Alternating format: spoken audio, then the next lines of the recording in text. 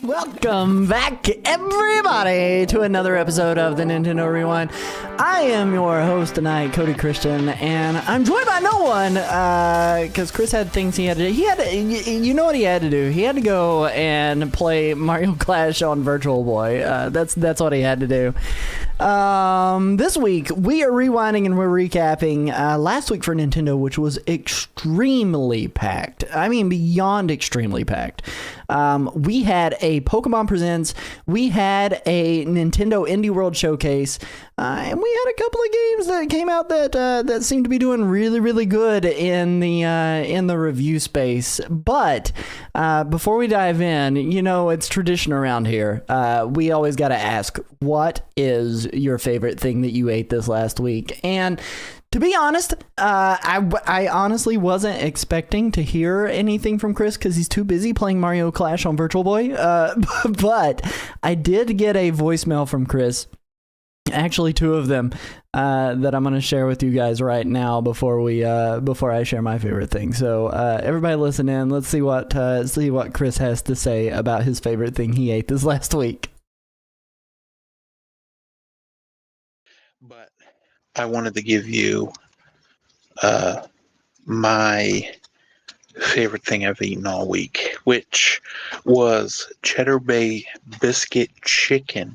You know, you get the Red Lobster Cheddar Bay biscuit mix, which, by the way, took me forever to find because there was no way knowing where it was. Oh, I just got a text message. Okay, well, that's that was voicemail number 1. We'll listen up to voicemail number 2. Okay, I had this check to see if you could tell I got text message. I don't think you could, but anyway. So, Cheddar Bay biscuit mix, which, by the way, that was the first time I ever had, which took me 2 stores to find it because I went to the Acme Markets, the grocery store, couldn't find it. There was no way of finding it. I just couldn't. There was no way. It wasn't there. I was convinced it was not there. I went to look. Nope, it was gone. Then I left. Went to Giant. While I was at Giant, I couldn't find it there. I was like, how is there no Cheddar Bay biscuit? And then I was like, what the heck's going on? And so then what do? I go and ask somebody. There was a guy loading up chips. I had to make sure he had a Giant shirt on and not like a Lay's potato chip shirt, you know? And so, needless to say, I went and asked him. I said, listen, I probably walked by this thing 5 or 6 times. He's like, no, there's no way. It's fine. I'll take it. And it was right next to the brownie mix. How was I supposed to know Cheddar Bay biscuit mix was going to be next to the brownies? There's no way of knowing. Anyway, then you mix that with chips and then some like cream of corn with herb soup. Jeez, I was unsure about it. But when I finished, it was good. The food was good. Cody, please. Okay, I don't know what I did to deserve that kind of statement at the end. I didn't do anything to deserve that, but I guess he said it was right next to the brownie mix. To be fair, I think that's a genuinely honest, like, good question. Why is it next to the brownie mix? I mean, I know it's biscuit mix, but it's not brownies. It wouldn't normally be in the same spot. Honestly, this last week, as far as my favorite thing that I ate, there really wasn't a whole lot of new on the menu for what we ended up eating. I did try a baked spaghetti from Fazoli's, but we've done so much eating out this past week between the kids feeling unwell, the wife feeling unwell, and just the busyness of the weekend. It was hard to make time to actually cook in this house. So that being said, I'll throw a big shout out to Fazoli's baked spaghetti, loaded baked spaghetti. It was really good. Chat, feel free to weigh in and let us know what your favorite thing you ate this past week was. If you're watching here on YouTube, please be sure to click that like button and say hey. And if you're watching over here on Twitch, know that you're our favorite children. All that being said, we're not going to waste a whole lot of time tonight because we've got quite a bit. I'm still lusting after that. Curry says Nettist in the live chat. I mean, I'm kind of with you. It looked real good. It looked real good. For those who don't know, he shared a picture of it over in the Discord. So please go over there. Say hey. Praise Nettist for his amazing curry that he popped in there with the scorpion peppers. But we're not going to waste a whole lot of time tonight. We have quite a bit of news to get through and 2 full presentations. But before we do any of that, I want to make sure that I thank our generous supporters and producers from NintendoRewind.com. If you would like to directly support our content, every dollar spent on memberships and merch helps us keep the lights on around here. There's even a tier that only costs $1 a month, and with it, you get a shout out right here live on this show. That said, I want to thank Calamity Nolan, Sierra Christian, Kiatic, and Mnemonic Man for all of their gracious support. Sierra, please, the chicken casserole was good, but I've been making taco seasoned chicken, onion, jalapeno, and sour cream bowl. Oh my gosh, that sounds amazing. We had chicken and potato bowls tonight for dinner, so it was a good time. But without any further ado, let's dive into the Pokemon Presents recap, along with a little bit of stuff from the indie world. We'll see you right after this.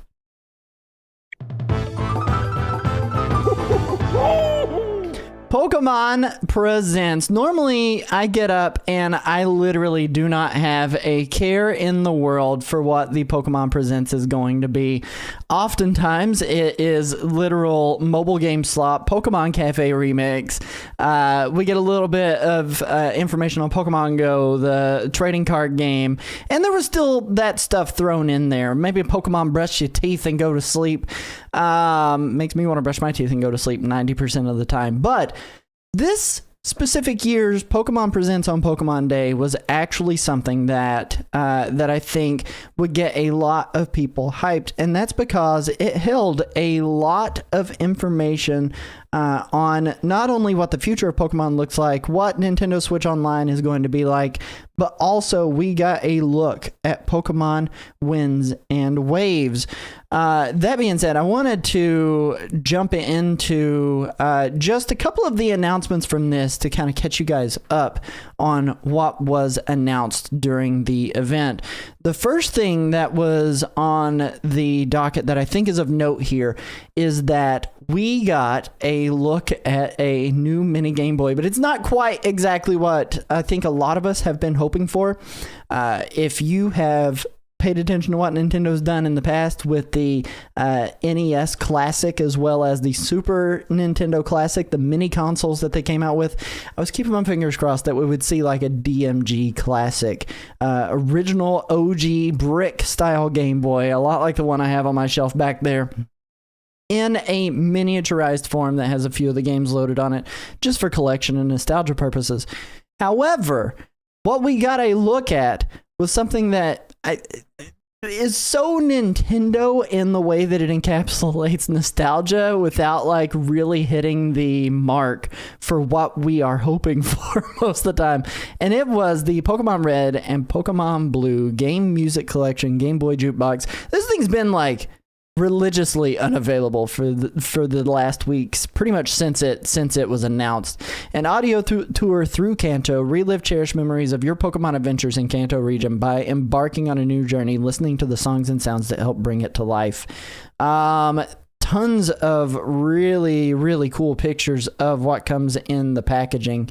And all of the cartridges that are here are replica cartridges that kind of function a lot like hit clips, because they are significantly smaller than the actual cartridges that you would stick in a regular Game Boy. And in order to get the imagery on screen, they actually print the image on the back of the cartridge, and it shines through the actual front of the replica Nintendo Game Boy case. The teaser that they threw together for it was really genuinely something special. I loved what they shown off with it. Let me see if I can get that pulled up during the Pokemon Presents here for you guys. Yes, I can. Here we go. And you can kind of take a look at what they're showing off with that. I'm going to give it a little bit of audio for you guys so you can hear what's going on in this. And we can get a little bit of the ASMR action. But it is something super different, super cool, super special.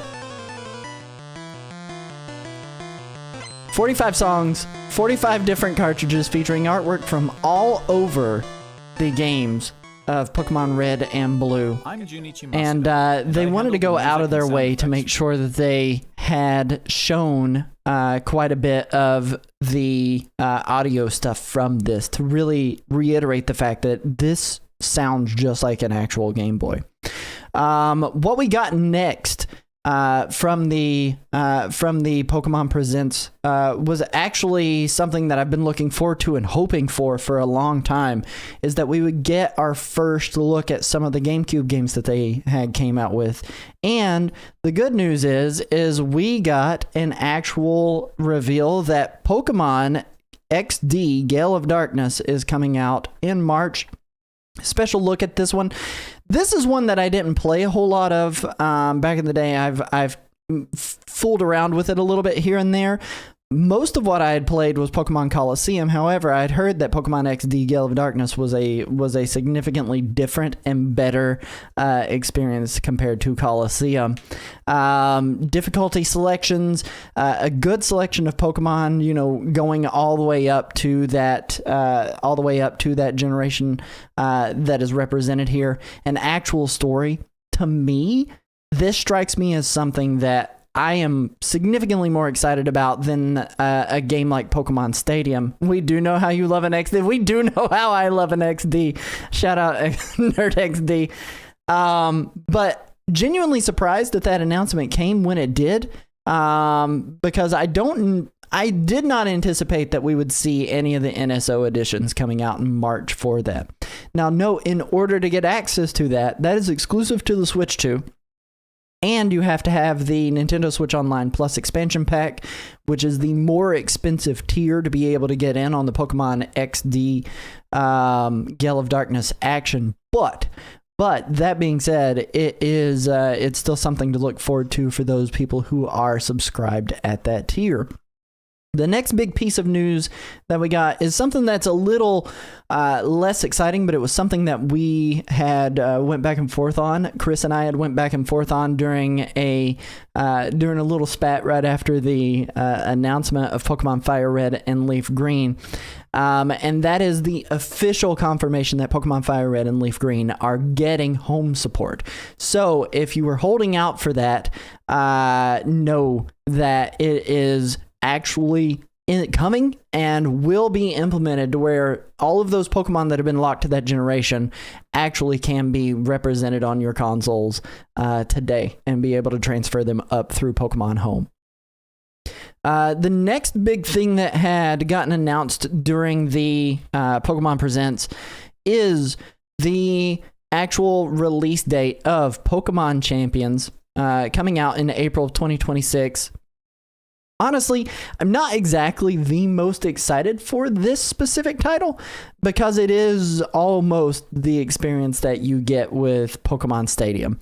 It is an exclusive, battle-focused, multiplayer online game. What I think is really cool about this and what I think is really different about Pokemon Champions is the fact that it is cross-platform across the mobile divisions of Pokemon all the way up to Nintendo Switch, which we've seen happen a lot with the various titles like Pokemon Cafe Remix and I'm really hoping that at some point in the future we see the same treatment happen with Pokemon trading card game Pocket. Would be phenomenal, would be fantastic. I do think this game looks extremely good for it being a Nintendo Switch title, but there's not a whole lot that you have to do on here. I mean, there's lighting effects and there's some complex models for the characters, but you're not rendering full worlds all the way around the player character in these games. But if you've been craving a Pokemon Stadium experience and you haven't had that in a very long time, Pokemon Champions, I think, is going to be the answer to what you've really been looking for. Again, that is coming out in April of this year. So we have just over a month to be able to wait on that title for everyone to be able to jump in and experience that. It does come to Nintendo Switch first and then mobile later this year, which is super cool. It is super cool to finally get that in the old repertoire, which encourages me because what I was worried about was that we were not going to be seeing a traditional Pokemon experience this year, but Champions, knowing that was coming out this year, I'd totally forgotten about it. It had dropped off my radar. Is it quite the experience that I was wanting? No, absolutely not. Which brings me to the final piece of news from the Pokemon Presents that we care to cover today, and that is the big reveal that they showed off. I am going to just pull this up and kind of let this play while I talk about it and gush a little bit about it. The teaser for Gen 10 Pokemon Winds and Waves had finally came out. Now, granted, if you've been following any of the leakers out there, Centro Leaks in particular, they had been sharing some looks at this game over the last little bit, and we also knew about the title of these games being Winds and Waves. I am even more excited after seeing the first official look from the Pokemon Company and revealing it. But it opens up with kind of like almost a mixed media CGI live action kind of teaser trailer with looking through a watercolor painting book and seeing Pikachu and what looks to be a couple of vacationing Pikachu showing up, a mom and dad Pikachu showing up at the door. And then after that break, we get the first look at the vistas that are coming in Pokemon Winds and Waves. I'm being told by Netist in the live chat that I don't want his opinion, but I understand where some of the hate is there. Remember, before we stopped making good games isn't exactly a sales pitch. I mean, it could be Netist, it could be. That being said, we get a look at what they're actually trying to use and harness in this. This game seems to have a full-on weather system, and it honestly should. But for once, the water doesn't look flat. The wind blowing in your hair and blowing the trees around is super cool. Being able to see the clouds. I think there are specific Pokemon-shaped clouds in the sky that represent where your raid battles are going to be. That's just a guess from what they showed off in this teaser trailer. Granted, some of the graphics probably could still use a little bit of help when you look at that sand texture and you look at the grass texture and you look at the lily pad texture. But the lighting engine stuff that they're doing here is really cool. Again, the full-on weather system is super neat. And then we get our first look at the starters in this game, which are Brout, Ponbon, and Gekwa. Brout is your grass starter, Ponbon is your fire starter, and Gekwa is your water starter in this game. I genuinely don't know if I am all that attached to these starters just yet. Normally when I see these starters, there's one that sticks out to me that's like, yes, 100%. And then we get a sweeping look at the underwater area of Pokemon Gen 10 Winds and Waves, and that is where the teaser ends. Really, really, really cool concept. I was talking about it last night during my stream, where I did not remember that we did have a fully explorable underwater area. However, this is something that is stunning from the way that they have it presented here. Netist goes on to say, "Weather, dang, they almost caught up with the Game Boy Advance games." I mean, you know, you gotta get your cast forms in the proper weather systems. I genuinely love the way that game ends up looking. I am very excited for what they have in store for us as we go into the next edition of Pokemon. What I'm disappointed by is that the announcement was not for 2026, but it was for 2027. I think there's a lot of time still yet for Nintendo to put even more polish, or my apologies, not Nintendo, Game Freak and the Pokemon Company to put even more polish on that game and make it look even better. Christopher, welcome in. It's not too bad for a handheld system. It is not too bad for a handheld system, but I think they have enough time to be able to put even more polish on that game and make it look even better. My biggest hope, and Netist in the live chat, you're kind of summing it up. My biggest hope is that the game does not release with bugs, because regardless of the bugs that were present in Scarlet and Violet, when I think about how much I enjoyed my gameplay experience with Scarlet and Violet and the way that the story was structured and the open world element of it where I could really choose where I wanted to go, that was the way I wanted Scarlet and Violet to play out, and I'm super happy that that's how it did. That's the way that I want all of my future Pokemon to play out. Having the option to just go face Titans, having the option to go do Star Streets, having the option to do my gym battles. Something really special happened in that game for me personally, because it increased that difficulty in a positive way. When I played through Scarlet and Violet originally, it was a lot of, I'm going to do the Titans very first thing. And then after I finished up the Titans, which was extra hard because getting Pokemon to obey you when you have no gym badges and introducing that kind of challenge was incredibly difficult. But then tie that into the fact that after I did that, I was able to go and do the Star Streets and have that same kind of challenge thrown in there, all the while having my starter Pokemon really hone in and listen to the commands that I'm giving them, because they were the only Pokemon besides the Titans that I had really caught. And then you take it one step further, and after you finish up the Star Streets and the Titans, the Elite Four, the gym battles, were kind of my victory lap throughout that game. And I hope that that is the structure that they use going forward. Susie in the live chat, announcing further out makes me hope it won't be as janky as Scarlet and Violet for sure. I felt like Scarlet and Violet was such a good game that was just completely kneecapped by its performance. And that's exactly where I'm at as well. Is I enjoyed Scarlet and Violet from a gameplay perspective, in ways that allowed me as a player to look past the jank that was there from falling through the geometry of the ground and having texture pop in and really low frame rate areas. I was able to look past a lot of that because the gameplay was so fun for me. But that wasn't the case for a majority of players. And the big thing that I think Pokemon needs to do now is show that they are capable at developing a video game that runs on the console that it's made for.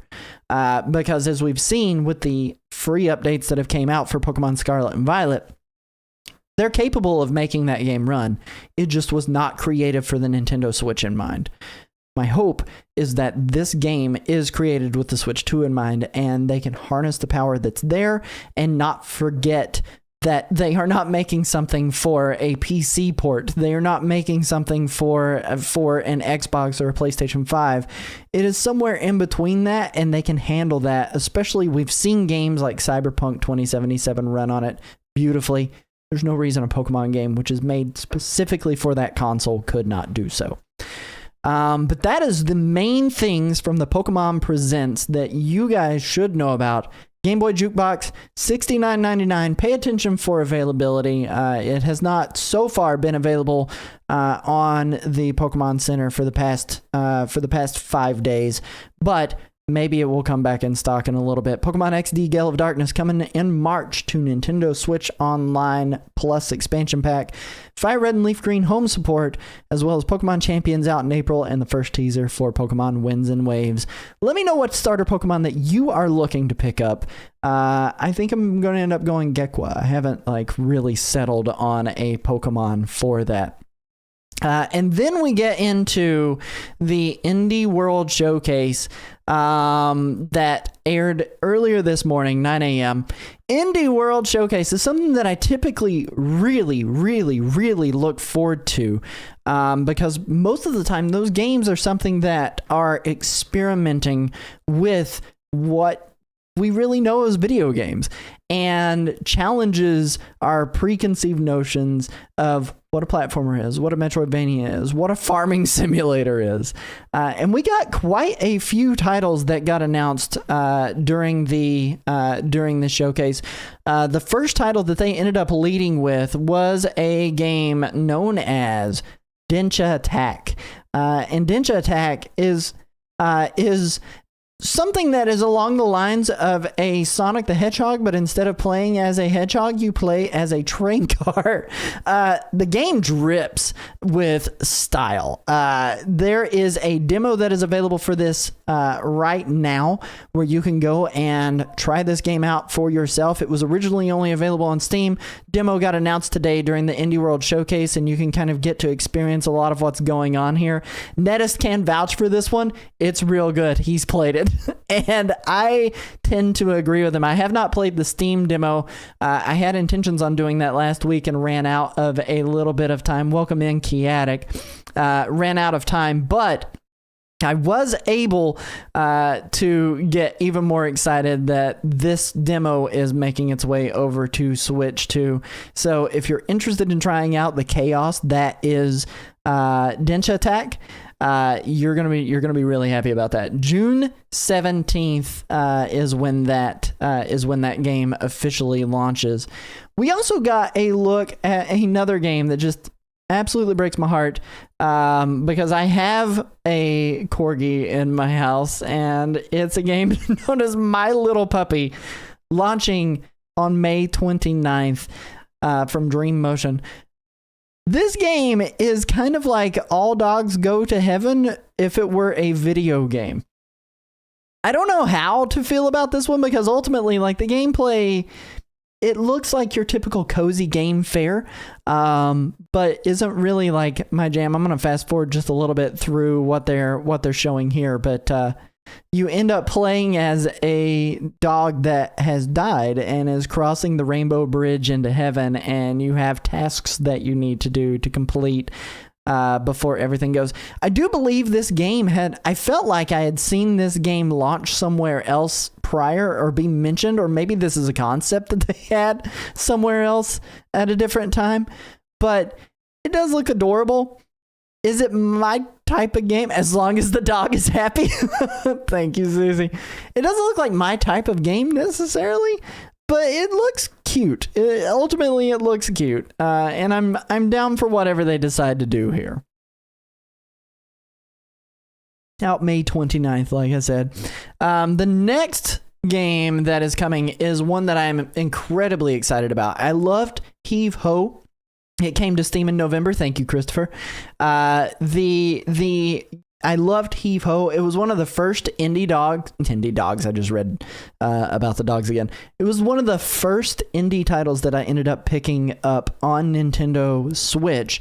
And to know that this has like kind of that same party game mechanic, and they're just adding more, gets me extra excited. Heave Ho 2 is a weird game where you play as a head connected by two arms, and you can grab onto things and do some climbing. It's each trigger controls one or the other hand, and it's got a lot of momentum and physics-based gameplay here. But Heave Ho is slated for this summer. Heave Ho 2 is slated for this summer, and it's going to be even more amazing party stuff. Those cowards need to relaunch Nintendogs. I would agree with that. Chris goes on to say about My Little Puppy, the dog passed and so did the owner, so it's an adventure about the dog to reconnect with the owner in the afterlife. See, here we go. Don't do that, and you keep Snowball's name out of your mouth. It's not allowed to do that. But that being said, this game always has really cool style. You've got a lot of customization options for your Heave Ho character. You can customize the hands. I didn't mention Snowball. I told Chris not to mention Snowball. I said, don't you dare, Christopher. Don't you dare mention Snowball. And now I realize that I might have mentioned Snowball. I'm sorry. Snowball will be there. And when you pass over the rainbow bridge, she'll be there. She's like, unsubscribe. I'm not going to hang out here anymore. And then we get into another title on this list, which is Moonlighter 2, The Endless Vault. It's a sequel to a kind of dungeon crawler shopping management sim, where essentially what you do is you go into the mines, you get a whole bunch of stuff, you bring it back, and you prepare to sell it inside of your shop. This one was only slated for 2026. It kind of has a lot of roguelike elements, or at least the first one did. I don't know if this one will, but from what it looks like, I mean, I would imagine that the vaults are not going to be the same from run to run. So you're going to be going down and trying to gather as much stuff as you possibly can. And you gain equipment, you gain extra stuff that you can pop into your shop to increase the prosperity that you can get back at the home hub town. Really cool, almost like Hades style elements with its combat. I hate that like Hades has become its own genre, but it is one of those things that I think is the best thing to do. Chris says it's out now in early access and will go 1.0 later this year and will launch on Switch 2 when it does, it seems. So if you are interested in this one, pay attention. If you want to try it out early, the easiest way to do that is to go to Steam Early Access and try out Moonlighter 2. It's so cool to see some of these titles coming day and date with their 1.0 releases to the Nintendo Switch 2, and we're not waiting like 2 years for that title to be able to launch on these consoles. And then we get into another title. This one is known as Woodo, and Woodo is a puzzle game that has like all of these dioramas. We're gonna skip past all of this cute interview stuff. I apologize, guys. But you essentially have all of these pieces that you need to find out where they go and solve the puzzle, bringing color to the world, rebuilding these scenes. Kind of like the comparison they made in this trailer was it's kind of like a coloring book. And as you do apply the color to the world, you end up seeing animations that kind of change how that diorama reacts. I do like that main character, and I love all the little scenery that is coming. This one is coming to Nintendo Switch and Switch 2 later on this summer. Something to be excited about. They do have mouse controls in this one, so if we know Chris next week, we'll let him talk about how much he loves his mouse controls. So we'll leave it to him. After Woodo, the other big thing, this was the very first shadow drop. It's for a game known as Minishoot Adventures. This game launched, I believe, last year on Steam. I watched quite a few gameplays from it. It is kind of like a top-down Zelda game, but instead of playing as a dude with a sword, you end up playing as a rocket ship in a bullet hell kind of shoot 'em up experience. It's not side-scrolling. You have a lot of adventuring to do. You've got quests that you can complete in this game. Gravity elements. You get upgrades on your weapons as you're going through it. A lot of dungeons to solve puzzles where you're flipping switches and trying to open up new pathways for your rocket ship to go. Really cool. Shadow dropped today. And you can go and pick that up right spanking now and be able to experience Minishoot Adventures. Super exciting. After Minishoot Adventures, we got a look at the Midnight Walk. And let me just say, I wanted to nope out of this trailer so hard, not because it looks awful, but because it looks horrifying.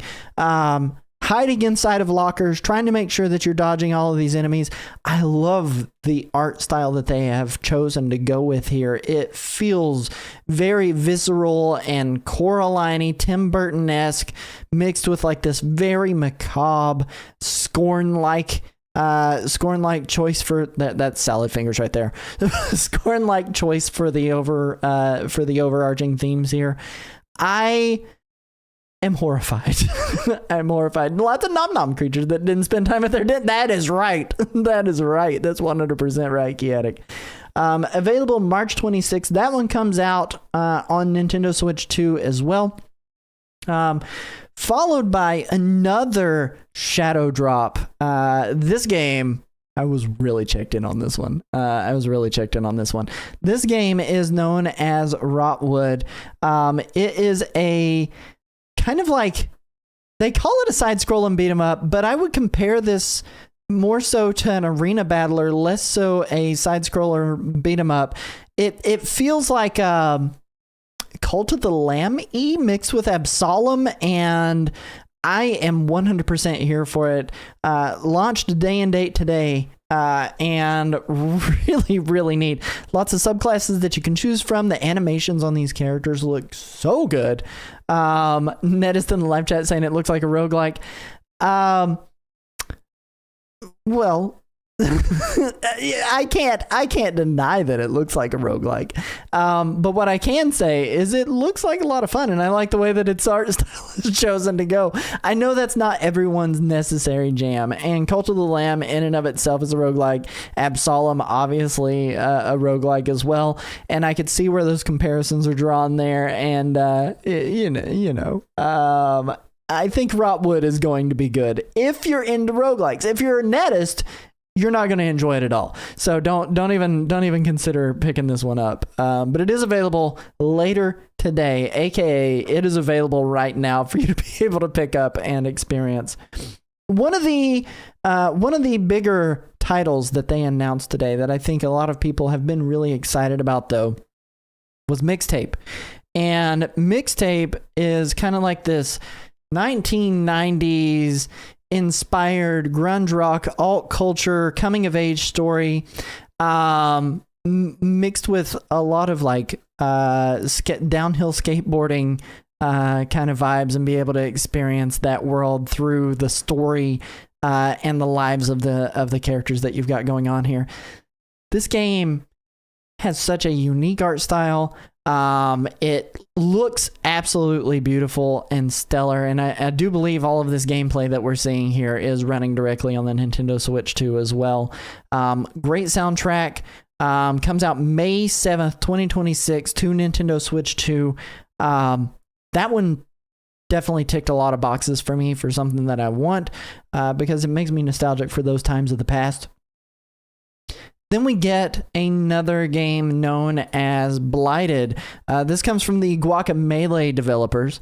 They are known for creating these amazingly stylish video games, and Blighted is no different.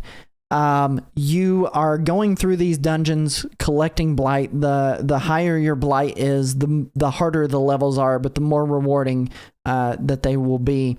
I don't really know a whole lot about the gameplay from this game, and from the trailer, I know a whole lot more about the art style and the story from what they were talking about there. The name for the creepy Coraline game is The Midnight Walk. Chaotic. The Midnight Walk comes out on March 26th, so just a couple of weeks away at this point.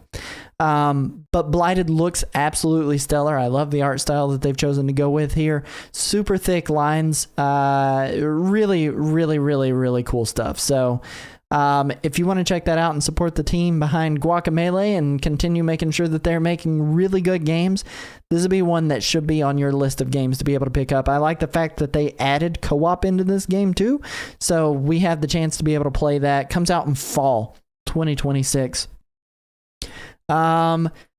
We have just a couple of more games before we get into what would later be the sizzle reel for the Indie World Showcase. Dead Zone Rogue got announced. I watched Chris play a lot of this title back when he had originally launched.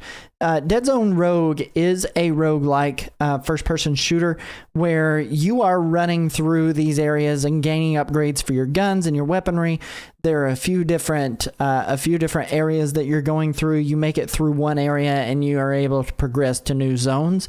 And what they really wanted to highlight here is that there's a lot of parity between the PC version and the Switch 2 version of this game, where it's got Joy-Con 2 mouse mode support. So again, another tick on the box for Chris. Mouse mode support is the way of the future, and don't let anyone tell you otherwise. But game looked really cool from what I had seen. It has a lot of like Doom-y elements, has a lot of roguelike elements, obviously. Then we get into the audacity of them. Then we get into the sizzle reel. Now, I do not have the sizzle reel on here. A lot of these games have been talked about on Nintendo Switch and Switch 2 prior on previous presentations, but Outbound, due out on Switch and Switch 2 on April 23rd. Inkombini, which is a game where you run your own kombini or convenience store in Japan, comes out on Switch and Switch 2 April 30th. Unrailed 2 back on track. I don't know who played Unrailed 1. I wasn't really out there looking for Unrailed 2, but I'm not disappointed. Game reminds me graphically of Crossy Road, but due out on Switch and Switch 2 in May. A successor spiritually to Patapon is Ratatan, out on Switch 2 July 16th, which we'd known about Grave Seasons out on Switch 1 this summer, and then a sequel to Toem, which I thought was really cool. It was kind of like a photography, black and white photography video game, top-down experience. Very different experience to a lot of the stuff that I think we've gotten. It came out around the same time as like Viewfinder, and Viewfinder ended up taking me on a different trip than I thought it was going to, compared to Toem. But if you like games like Chicory, A Colorful Tale, Toem 2 may be a game for you. And then they got into the very final announcement. I'm going to run a sitcom beanie, says Susie. I'm 100% with you. Absolutely. The final big announcement for the Indie World Showcase, Blueprints. This game was up for several awards this past year, was highly regarded by a lot of its player base. You're running through all of these different hallways trying to find your way to the main room. Visually very striking. The way the puzzles link together, very, very good. I would compare this a lot to, like, not in terms of style, but in terms of gameplay, to Lorelei and the Laser Eyes, where you're piecing together all of these different puzzles and trying to figure your way out through the hallways to make it to the main room to figure out the mystery of your family. Blueprints, very excited for that one. And it was another one that was later today, which is so cool that we got so many shadow drops throughout this. So, as we usually do on these days that we have an Indie World Showcase and a Pokemon Presents, we talk a lot about our pass, our wait and see, and our day one pickup. And for me personally, like, if I was going to pick a title off of this list to say that I would wait and see on, we're going to start there. Honestly, the big one here would be, oh man, probably there are so many good ones. Probably Blighted, though. I love the way that game looks. I don't know if I'm going to love the way that game plays. I had a huge love for Guacamelee 1 and 2 whenever it launched, but those were like platformy beat 'em ups that were really solid adventure games that dripped with style. I think Blighted is going to be just fine, but I think that is my wait and see. As far as my pass, the game that I would say, hey, I'm passing on, it's not for lack of it looking like it's going to be absolutely stellar and fantastic, but the Midnight Walk is the game that I would say I would pass on. But that's only because I'm a big baby, as far as that goes. If it wasn't so scary, I would be even more sold on it. However, Widow is kind of like my initial pass. Having that virtual coloring book is not for me. And then my day one out of all of this, probably Dench Attack. Dench Attack has such a unique premise, plays a lot like some of my favorite 3D platformers, aka Sonic Adventure, but drips with style, amazing soundtrack. Mega Alex in the live chat saying, so excited for Blueprints. I'm 100% with you. I think Blueprints is going to be really solid as well. But Dench Attack has my heart. Like, it is doing something extremely different and something super special. I cannot wait for Dench Attack to be able to come out on the Nintendo Switch 2, so that way I can showcase it and get to experience it myself. But there is so much good here that it was really hard for me to kind of pick my pass, my wait and see, and my day one. And the only reason Midnight Walk got the pass there is because I can't do scary. I cannot do scary. But for those of you guys who watch the Indie World Showcase, please feel free to comment what your pass, wait and see, and day one pickup is going to be. Let us know. I would love to know how you guys feel about it. We are going to go to a short ad break, and whenever we come back, we're going to be talking about all the games that you need to care about coming out this week on the Nintendo Switch and Nintendo Switch 2. So hang tight, everybody. We'll see you guys in about 4 minutes.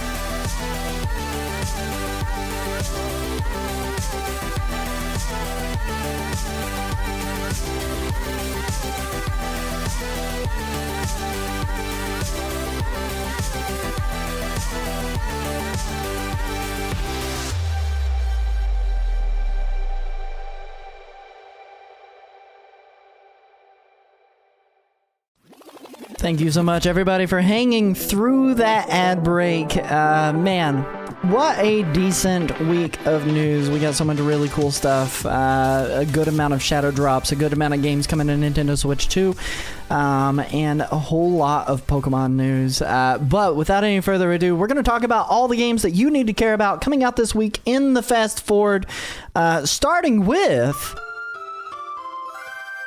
Bulb Boy 2 Jar of Despair. This is a game that's coming to Nintendo Switch 1 out on March 5th for $14.99.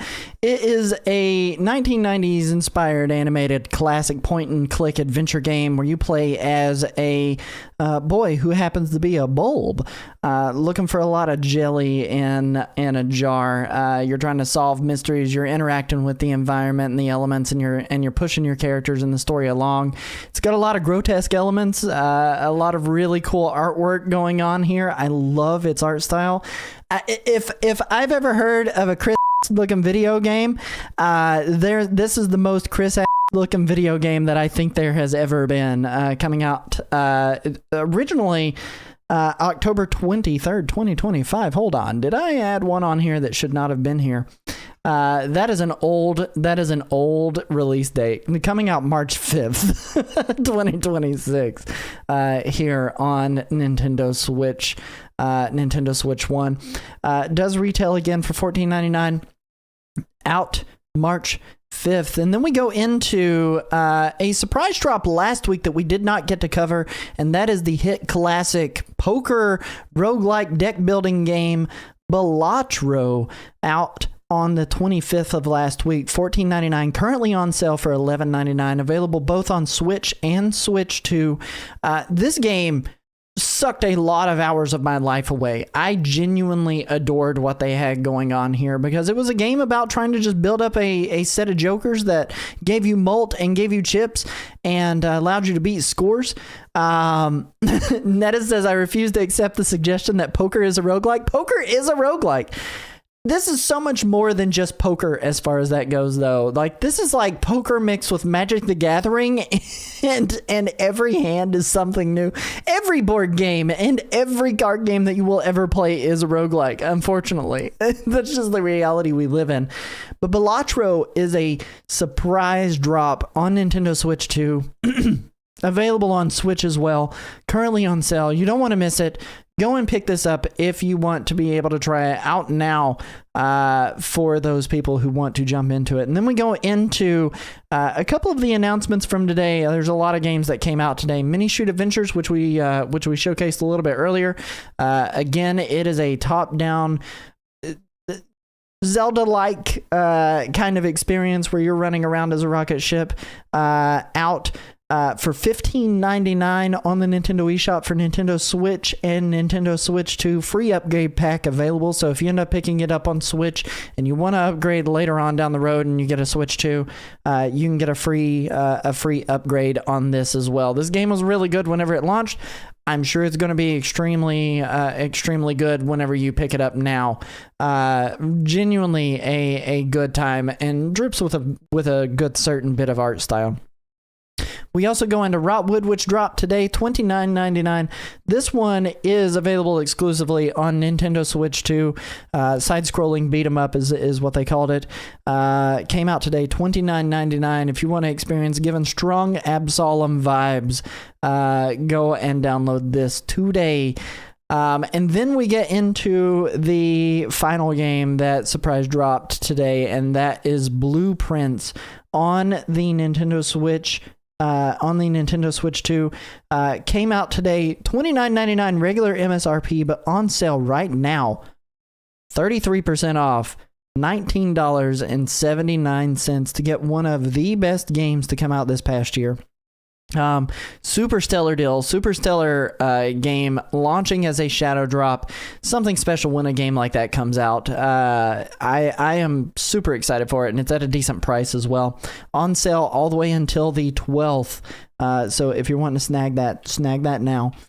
And then we get into some games that we did not see during the Indie World Showcase, and that is Planet of Lana 2, Children of the Leaf.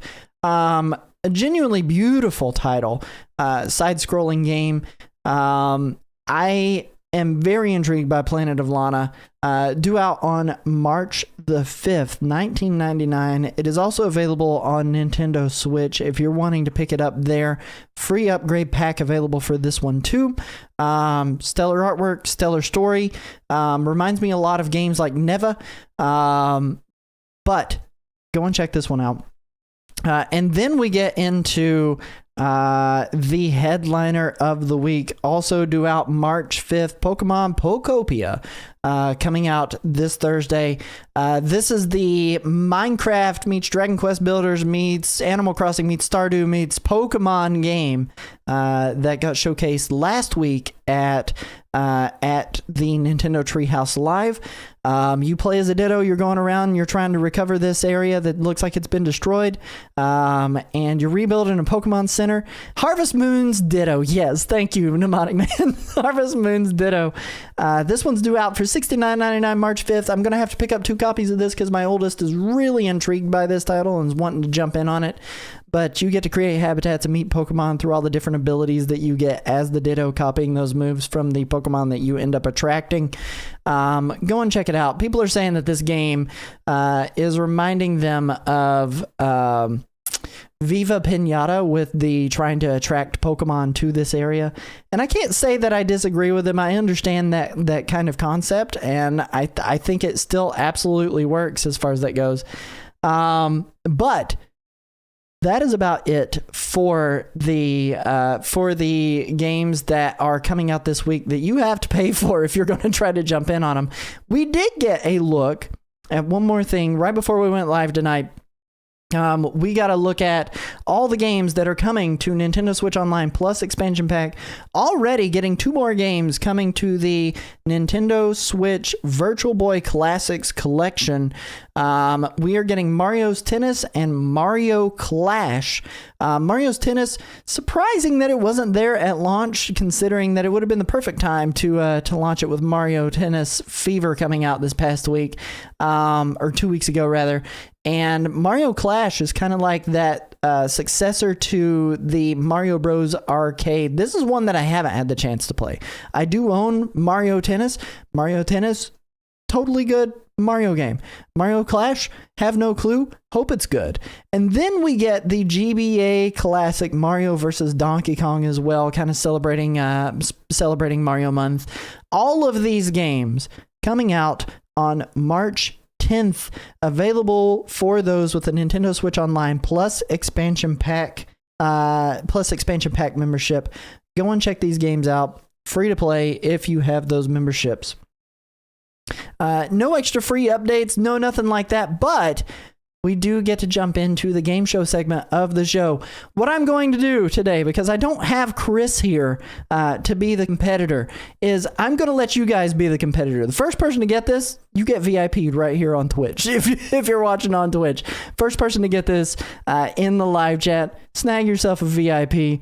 But in this segment, you guys have exactly 60 seconds to guess an image of a game that is highly pixelated and what game this game is. If you do not guess it within 60 seconds, you get nothing. You get absolutely nothing. I'm going to ask you guys if you're ready. Hit me with a 1 if you're ready in the chat. And we are going to get started in 3, 2, 1. Let's go.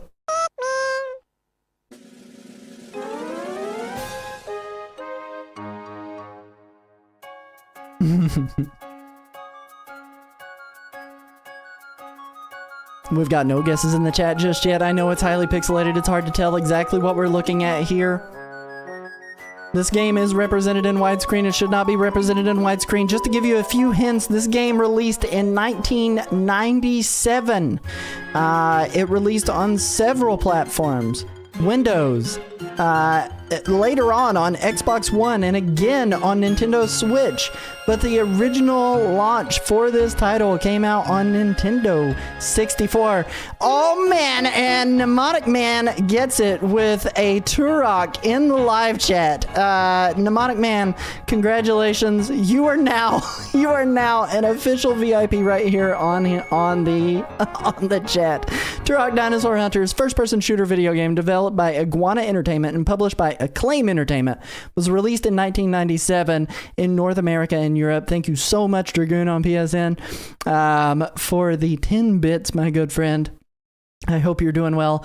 It is an adaptation of the Valiant Comics comic book series of the same name. The player controls Turok, a Native American warrior who must stop the evil campaigner from conquering the universe with an ancient and powerful weapon.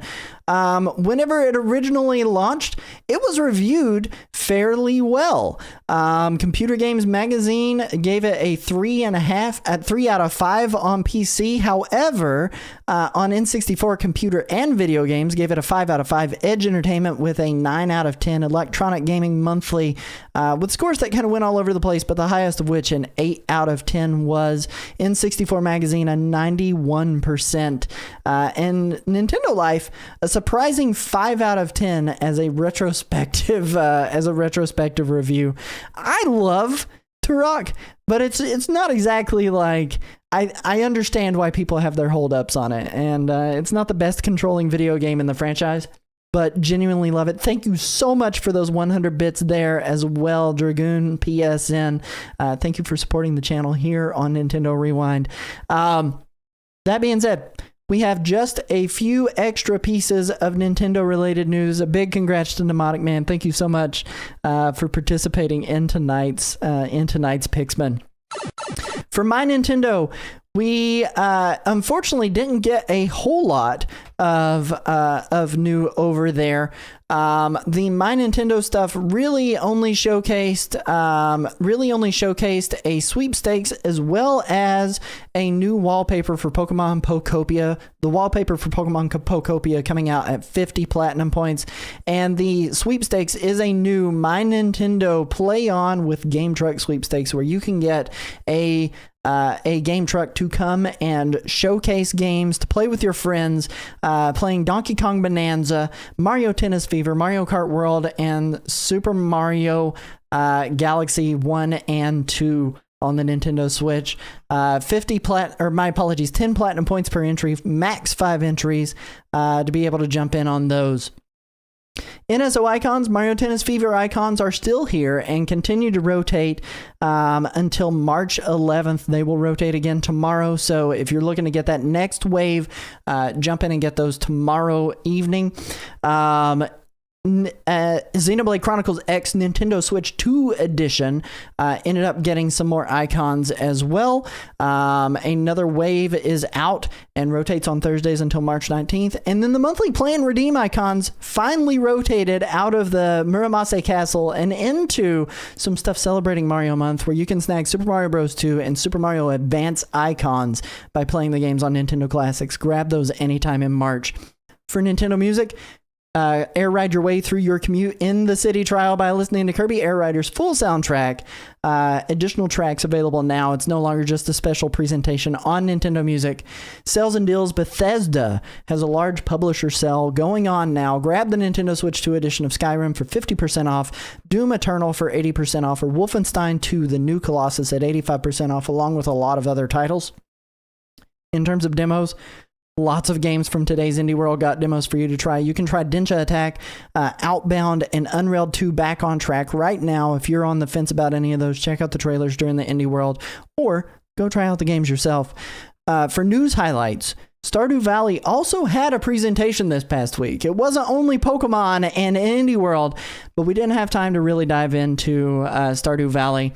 They had footage featuring Sprout Valley, which was the initial name of Stardew, along with footage of the lead up to its launch, the initial 6 months. They detailed plans for the 1.7 update, but the biggest piece of news here is there are new marriage candidates, Clint and Sandy. I don't know who out there is like begging to marry Clint, but I'm sure there are a few of you guys out there. No date as of yet for when that update is coming. Just know it is coming sooner rather than later. In news that will excite Nettist, Warframe is getting its Switch 2 edition in March, arriving on the 25th alongside its The Shadowgrapher or Shadowgrapher? I am going to call this Shadowgrapher update. Pokemon Fire Red and Leaf Green have added a couple of updates to this release. First, the censorship of names, which you can't name your rival Poop Butt anymore. Second, the addition of event-exclusive Pokemon Deoxys as well as Lugia and Ho-Oh through event tickets you can obtain by defeating the Elite Four. They're no longer limited to you having to have the event tickets, the mystery gifts, to be able to get those. And there is a Capcom Spotlight going on later on this week. Maybe we'll get a new look at the latest Mega Man. I would normally ask Chris where can you find him, but we all know where we can find Chris over at twitch.tv/Super Nintendo, or visit his link tree for links to all of his social media stuff like games to discover on TikTok. And you can catch me live on my channel at twitch.tv/NerdXD, or go to my website, nerdxd.com. Check out all of our social media stuff. You can see all of that by going to NintendoRewind.com. Remember, we're live every Tuesday night, 9:30 p.m. Eastern Standard Time, right here on Twitch and YouTube.